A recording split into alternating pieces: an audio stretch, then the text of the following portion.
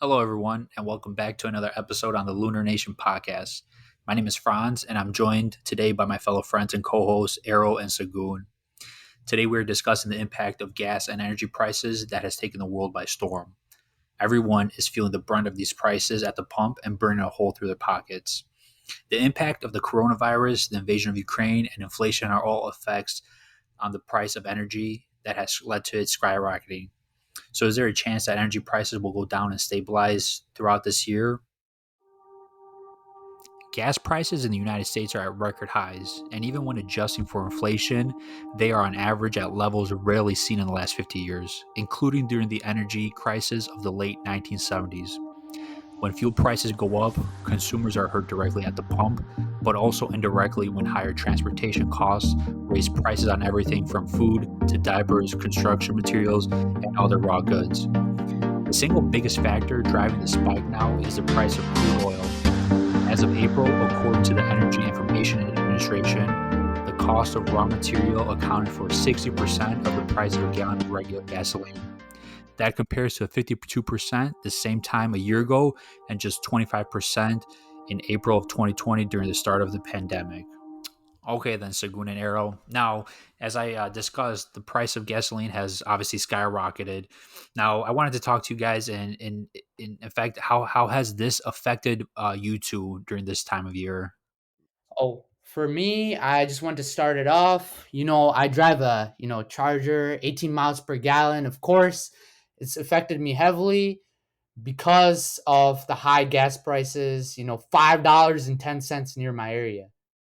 So it's something that, I don't want to see. Every time I see in the news, it's always gas prices increasing, what has Biden done or this or that. I'm kind of to be honest, I'm kind of tired of hearing this. Compared to the pandemic when gas was like 70 cents, I should have stored that in my garage or something and kept it for now. But it is what it is. You can't really do much about it, but yeah, that's kind of what I have to say about this gas price situation. So what Sagun is pretty much saying, Franz, is the dollar bills be stacking, and Sagun is obviously his ambition is to save money for the afterlife. Exactly, bro. And I'm gonna Being a dig cheap little bird. I'm gonna dig a grave and I'm gonna put all the money in it. That's kind Let of me my ask you, how much are you paying for a gallon? You said $5.10. $5.10. Don't you put premium?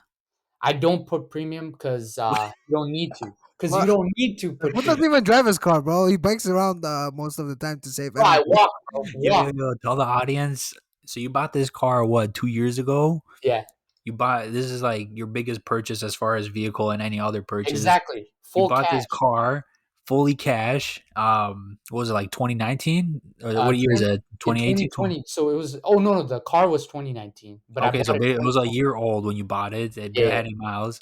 And tell the audience how many times in a year you drive the car. I've only driven the car probably like 69 times. So that's pretty much it. So basically, Franz, what that means is the gas prices, even though they're going up, it hasn't really affected Sagun to that extreme because he works from home. Number one, so for anybody who drives to work and you have to be on site, I feel very bad for you. I mean, I am in the same shoe. 45 minutes out of your days taken to drive, and those gas monies, all dollar bills being lost in transition. Um, what's more important actually is to talk about why the gas prices went up.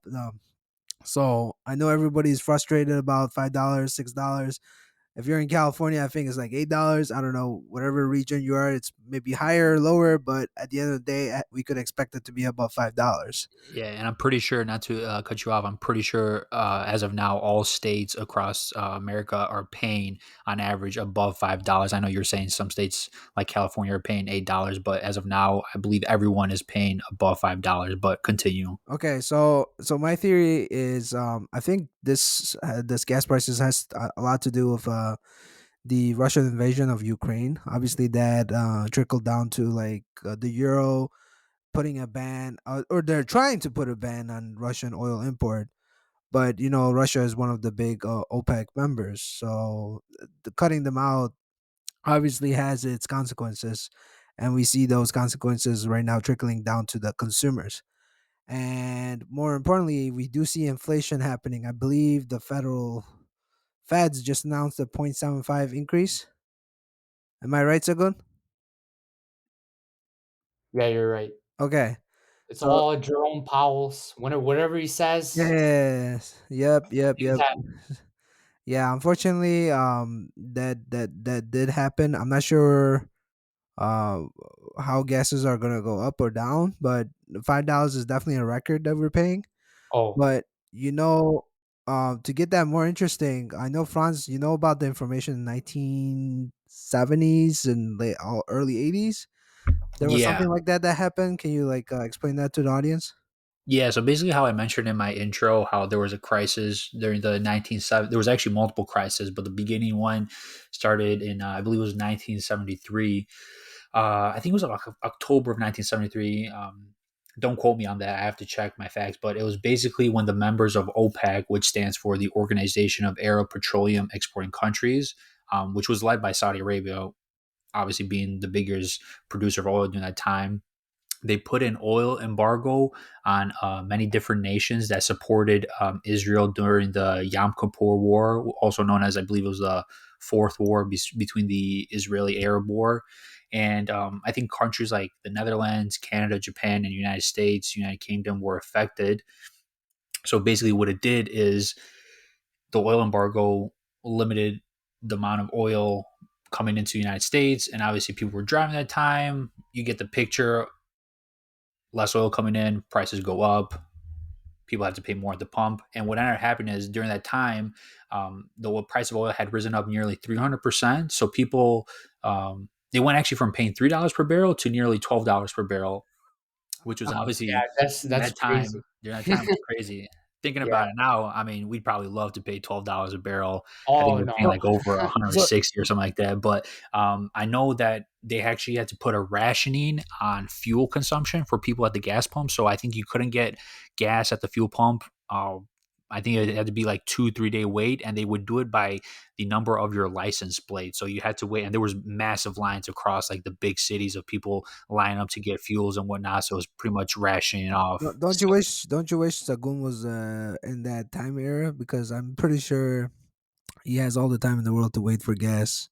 Oh no, no, for sure. I no, mean, man, this guy would take advantage of using the bike. Do you see this guy bought a brand new car and he's not even using it just because of gas prices? yeah, So, Well, exactly. No, no, yeah, let me add some. Let me add and on some. top of that, I want to add, I can't believe you bought a car that's a V8 engine that requires premium gas and you're putting regular gas. No, You're no, no. literally Listen, depreciating the car and you're going to destroy the engine, listen. which is going to The make it thing is, worthless at the the thing end. is, the So thing you is, can say the thing goodbye is, to it's your a 5.7 liter. $27,000. It's a 5.7 liter, so it's not necessary to put premium gas. I've read I'm the no manual. expert Everything. on the Dodge Chargers, but I'm pretty sure that you need to put premium gas No, in that no, no. car because it's being For made this so one, incredible. not there's also the 6.2 liter. That one is necessary to put the premium gas. I've done my research, so thank you so much, Franz. I want to also add, just want to divert it from Dodge Chargers. We can do a podcast on that. That'll take like it'll we can have hours of discussion. But just to say, like imagine if people want to go like vacation, back in the day. Like they couldn't even be able to do that, like imagine like traveling from like I don't know like California to like I don't know like Texas or something. I mean the gas rationing, like how could they even do that? How could Yeah, they I mean even do everything. their Just like normal now, how activities? everything's high from gas prices to tickets for airlines and whatnot, and I mean we're seeing it for even at the grocery store because obviously transportation costs and whatnot, food prices are going higher. Yada yada yada. It's a domino effect. It trickles down. So even now, what you would pay like $200 to go across the country on a flight with Delta, you'd probably be paying like double or triple now, anywhere from $400 to $600, depending on the flight and the timing of it just because of prices. So okay, Did you? okay. So here's the thing. That's basic economics. Obviously, the all that trickle effect. right, So I supply and want to demand. transition. I want to transition to a more important matter, and that is energy, because gas is energy, oil is energy, and everything revolves around energy. I mean, Sagun moves his body by energy, and you Of breathe course. and eat because you need energy. So at the end of the day, it's all about energy. Um, importantly, I know in the what you mentioned like earlier with the 1970s and OPEC and the situation like that. I do know like back then there was a guy who developed an electrical vehicle because at the end of the day they don't want to be relying on oil and gas because If you rely on resources and that resource runs out, you're just gonna be left with sticks, and I don't know. You're pretty much gonna be like in the caveman. You're going back in time, basically. Exactly, exactly. So now, I know like people, specifically like whoever has electrical vehicles like Maki, the Tesla, Lucid, Lucid, or what's another Rivian. Rivian. Rivian. So you're in luck. You know what I mean? Like you're not gonna have to bear the bones of like paying for like these gas prices. So we could definitely see this gas price can, in fact, affect people in buying electrical vehicles more because the demand will be higher, and obviously we know the future is more prone to electrical vehicles. But more interestingly, I want to bring it down to Tesla. I know a lot of people know about Tesla, like the vehicle and everything, but does anybody, do you like, Sagun and Franz, do you think like how many of these people in the United States or Canada or United Kingdom know about Nikolai Tesla? I think personally not much. I mean, they just know like Tesla as of for Elon Musk, but the actual inventor itself, like the actual like phenomenal thinker, Nikola Tesla, who made such a huge impact in what we have today due to like all the electricity, all the transmission, I don't think many people know about it. Even like me, I had to do a bunch of research to even know like exactly what he did. So it's not I feel like he's not getting the credit that he actually deserves in my opinion. Yeah, 100%. I don't think when people think of Tesla, especially nowadays, they're obviously thinking of the car company and Elon Musk, but really, this stems back to the actual original person by the name of Nikola Tesla. And I know actually Arrow knows a little bit more about him. Okay, okay. So we should break we should give the audience a quick autobiography. I mean, they could Google it obviously, but it's easier for them to hear it from us. So everyone that doesn't know, Nikolai Tesla was originally from Croatia. He was born around 1856. So that's what, about 100, I don't know, like 180 years ago maybe. Am I right on math? Maybe I'm wrong on my math, but I almost failed math, so I can't okay, talk. so either way, he existed a long time ago. So what he So did, sorry, let me just break it. I just want to finish my sentence. Basically, what happened was Nikolai Tesla came and helped Thomas Edison.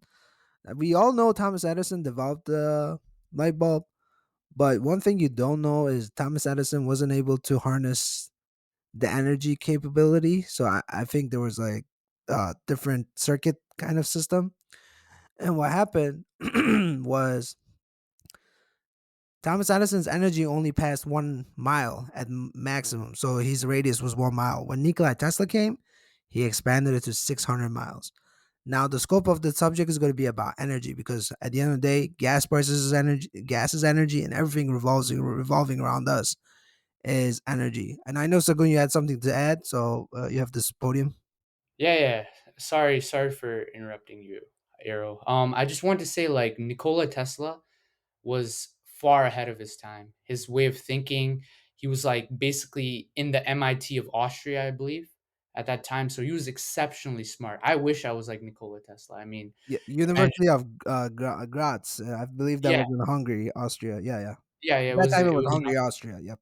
Yep, exactly. So he was just well ahead of his time. And another like fact that I really cool fact that came across I want to share is that Nikola Tesla had the obsession of, the numbers 3, 6, and 9, and he believed that that was actually the key to the universe. So anytime that he would like drive or something, he would always choose between like these numbers because he thought that there was some kind of like a fundamental connection as like a universal math language or something like that. That shows you like the way that he actually thought. And I feel like if people thought the way that he thought back then, I think our world would be even more advanced than it is right now. All right, let me ask you a funny question because I I find it funny.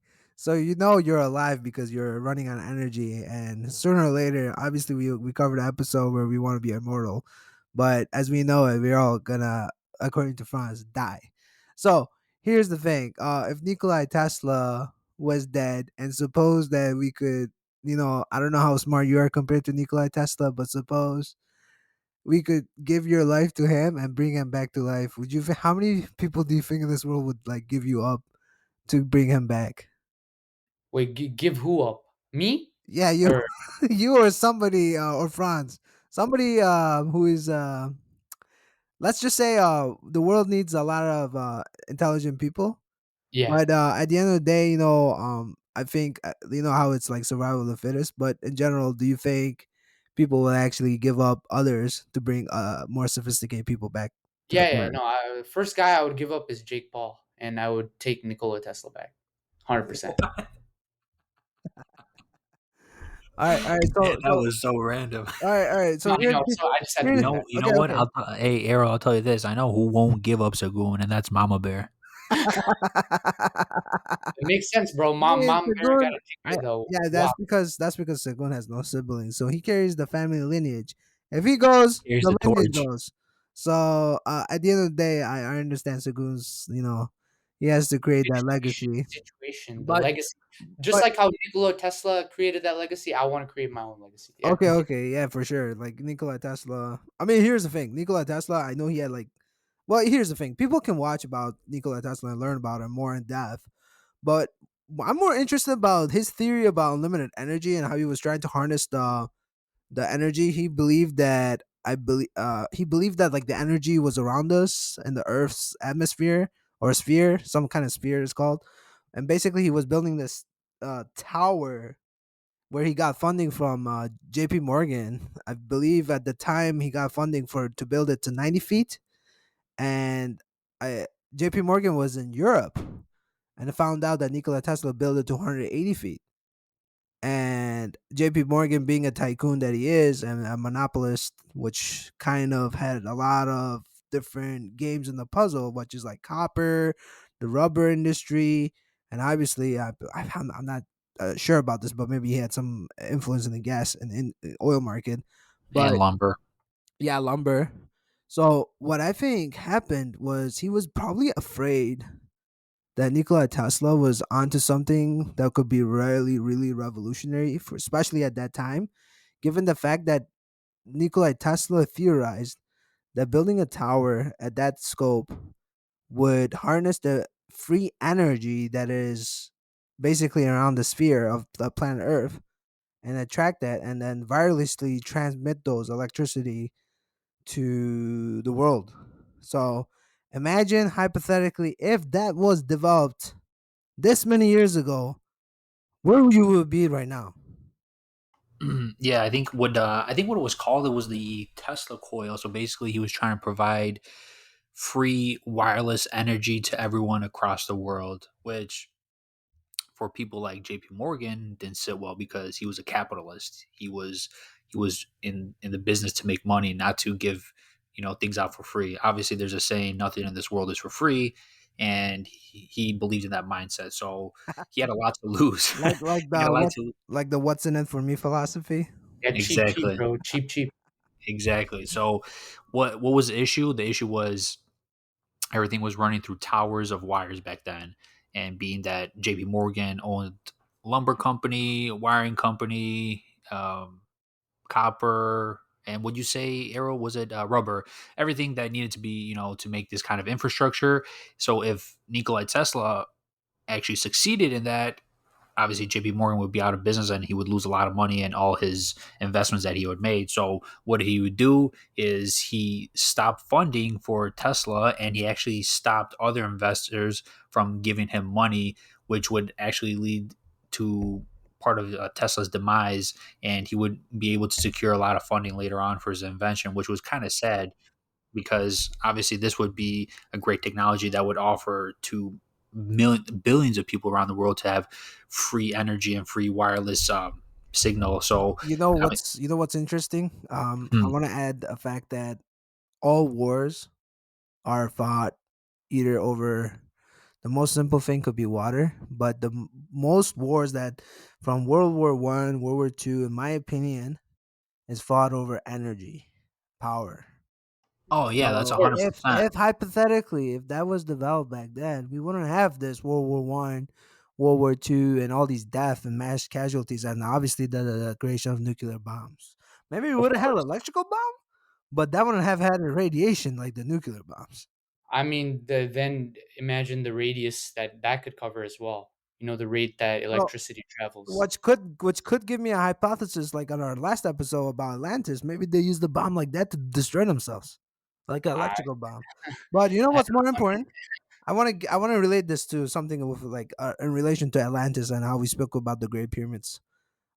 There was an engineer who stated that this is all theory. It's obviously not real facts, but the Great Pyramids were not necessarily built to be tombs of the great pharaohs, but it was more of like a power plant that gathered clean energy and dispersed it amongst its own civilization. And they just over time, obviously, like, according to this engineer, it just blew up. But I am really curious because that's some people say Nikola Tesla believed in that too. If that comes to be true, we would be in a whole different world right now. Exactly. And I just wanted to say one thing as well. His whole like I guess what he was trying to do was based on the pyramids itself. Like if there was some kind of energy that could be, you know, designed from the pyramids because of you know how it's like calculated the mathematical shape of the pyramids. He did his own like design and he called it Tesla's electromagnetic pyramid because of the triangular design. So it shows you like he was really studying how the pyramids work itself and just how you can actually gain the power from that, you know, power and electricity. So yeah, that's what I wanted to say about that as well, which makes it so fascinating. You know, Nikola Tesla, he was thinking in many different angles outside the box, and I feel like people in society today need to think outside Well, the box. okay, so I want to make sure. I mean, no, I know this is like all information session, but just to make sure we're gathering the audience's attention, I want to ask you a question, Sagun. So you do you believe in his theory about like how unlimited energy existed and this whole like theory that the pyramids could have been a power plant at a long time ago and over time they might have exploded? Yeah, no, I actually think so. I mean, even just creating the pyramids itself is like a phenomenon, right? Like, you know, how they created it itself. So why not have a speculation or belief that it could have, you know, generated this, you know, this unlimited energy as well? Because who knew? Because back then, if they created something so like spectacular, like the actual like buildings and the pyramids and all the technologies at a time, then why can't they do it? You know, this is my personal opinion. I think they could have. Right. I completely agree in the fact that there was endless amounts of energy. As far as the pyramid theory, I'm not entirely sure about that. Obviously, it's pure speculation. But as far as the unlimited unlimited energy, I think that's definitely possible. I know that I'm not sure if you guys heard, but Elon Musk with his company is trying to create multiple satellites in space that would provide wireless energy across not wireless internet connection across the world. I don't know too much about that, Starlink, but yeah, Starlink. That's okay, is already that what in it is? use in Ukraine. Yeah, From what it's already used as Is well. it So okay? But I don't think yeah. it's like fully established worldwide. Is oh that no no correct? no not yet. I mean, hopefully soon. Right. So I think that's what they're trying. I think that's kind of like the idea. Like he's trying to do like kind of like the same thing, but just to connect it back to the what were you saying, Arrow? I was just gonna say if I was able to find this unlimited energy and harness it, I feel like I'll be like Dragon Ball Z and Goku and like fly around and just like build things and then live forever. Oh, are you sure? Are you gonna And destroy that some and that planet? and then while Sagun's working in his little cube, I could be up there and just watching him like Papa Bear and be laughing at him. So is that what you would spend your time on? Your 86,400 seconds just watching me. Well, Just want here's the thing, man. We all have imaginations. We like to think wild, but sometimes our Yes, imaginations can be. emphasis on the world wild because you do like to think wild sometimes and yeah, out of you the got to think box. wild like Nikola Tesla because if you Okay, don't think like that, here's the thing: if Nikola Tesla was between us three, he would look at us and like Bum Nation. be like, "Yeah, pretty bum much. nation. Like, don't waste my time." Yeah. Imagine getting a podcast episode with Nikola Tesla. I mean, that would be the dream. If He's not there's alive, so it's never gonna happen. if there was a way we could go back in time and Okay, thank you. We should go I back in time. Let's go. Let's develop the time machine and go back in time. Whoop. you know what? I'm gonna make one right after this podcast. Okay. Thank you. I'm sure if you were able to create a time machine, you wouldn't be doing a podcast. You'd be doing something else. But that's Oh, just my two no. cents. I But mean that is true. That If is true. Sagun was able to build a time machine, he's most likely gonna go back in first grade and repeat everything all over again. Oh no, no. I mean, I don't know about you, Arrow. I think if you went back in time, I think you would change your name from Arrow to something else. So nah, low key, I swear to God, I swear this guy would go back in time and probably not purchase the charger and keep the money in his pocket. yeah, you know what? That would be a really smart thing. And buy Dogecoin and just hold it until it went up and then sell it all. Oh no, I would buy a sports like I would literally buy like a sports almanac or something and fuck it. Okay, guys. So Sagun and Franz, thank you for all the information you mentioned about the oil market, Nikolai Tesla, and how Sagun bought a car and never used it as much as an average person. But at the end of the day, we respect your opinion. Purchasing decision. Yeah, yeah, yeah. Well, here's the thing. At the end of the day, everything happens for a reason. But to recap on our episode, we covered a lot. We covered Ukraine, Russia. We covered about how gas prices went up and how we had such an incident in the 1970s about OPEC and the Yom Kippur War and Nikolai Tesla with the unlimited source of energy to theorizing about the Great Pyramids and how they were a source of energy power. And obviously, we went and sidetracked about how we're going to go in time machine. But in all, it was a very enjoyable episode. I hope every audience enjoyed what we had to say. And more importantly, we enjoyed it. And we hope no one got offended with any shape or form. But Franz, please go ahead and say your last 2 cents. Yeah, I want to thank Arrow and Sagun for joining in on this topic. I hope that everyone was able to enjoy it as well and get a better understanding of the situation. I want to thank the listeners for tuning in and be sure to comment, like, subscribe, and rate. Take care, and we'll see you all next episode.